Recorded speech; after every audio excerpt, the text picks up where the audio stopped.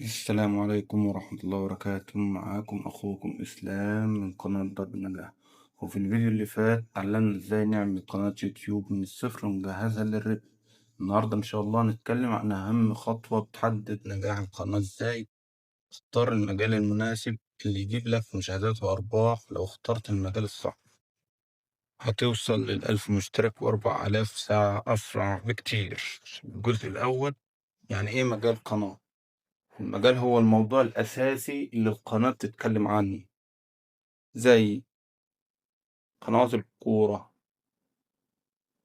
قنوات الطبخ، الجيمنج، الألعاب، يعني التعليم،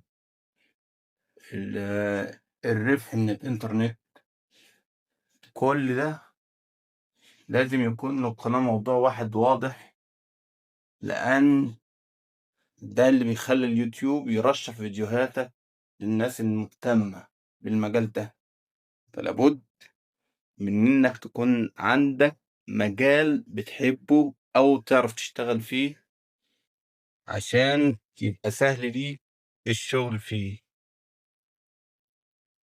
انت بقى لازم تشوف بقى على الانترنت المجال اللي عليه بحث كتير، زي المنافسة مع القنوات الكبيرة.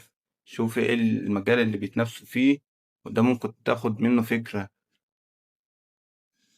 في المجال الناس بتبحث عنه دايما في اليوتيوب وجوجل دوت، او ممكن تستعين بشات جي بي تي برضه، فدوت بيسهلك برضه في مجالات كتير، مش زي الربح من الإنترنت مثلا. يعني تعمل قناة ازاي تقول للناس ازاي تشتغل على قنوات عشان تربح من الإنترنت، زي المجال اللي احنا بنقدمه مثلا دوت. في مجالات كتير، مش الربح بس، في مجالات تاني كتير، التكنولوجيا، البرمجة. يعني ممكن تعمل قناة لو انت بتفهم في البرمجة وفي التكنولوجيا وفي الموبايلات والكمبيوتر. الحاجات ديت بتجيب فلوس. فلما انت تبقى عارف المجال اللي انت هتشتغل فيه هتستفاد انت وهتفيد اكتر، لانك انت عارف المجال ده. في حاجات مجالات تاني زي الكتابة، الكتب يعني، والقراءة والحاجات دي، تعرف الناس على مواضيع في الكتب عامة، قصص مكتوبة. كل ده مجالات. في مجالات تاني زي، وأشهرها طبعا في الوقت الحالي، اللي هي الرياضة. طبعا الرياضة وهي كرة القدم، يعني بمعنى أصح أكتر حاجة دلوقتي تقريبا مشهورة في السوشيال ميديا واليوتيوب وجوجل.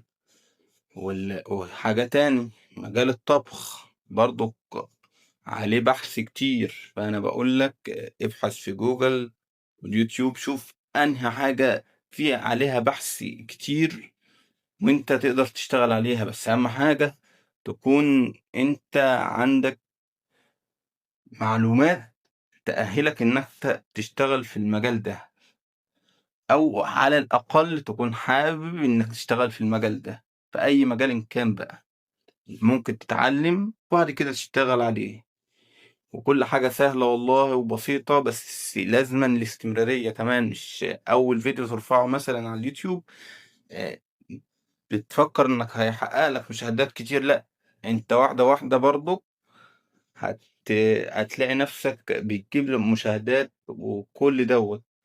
فأنا بقول لك أهم حاجة إنك تكون حابب مجال معين، أو على الأقل عارف حاجة فيه، معلومات فيه.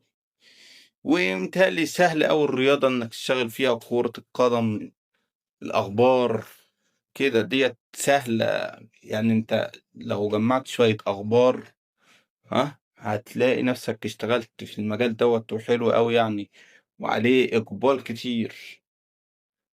فأهم حاجة إنك تكون عندك هدف في مجال معين.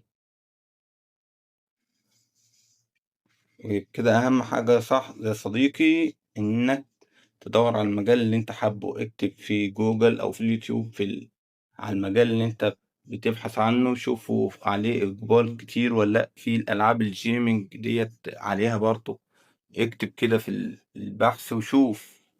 كل المجالات اللي أنا حاطط لك صورها ديت مطلوبة في السوق، فأنت تحاول إنك تبحث في اليوتيوب، في جوجل، تستعين بشات جي بي تي. ما عليك إنك تبحث بس، وبكده تكون عرفت إزاي تختار مجال مربح لقناتك. الفيديو الجاي إن شاء الله هنتكلم عن إزاي تلاقي أفكار فيديوهات في مجالك وتجهز أول 5 فيديوهات تنشرها، وده هيكون بداية حقيقية لرحلتك. متنساش تشترك في القناة وتفعل الجرس عشان توصلك باقي السلسلة.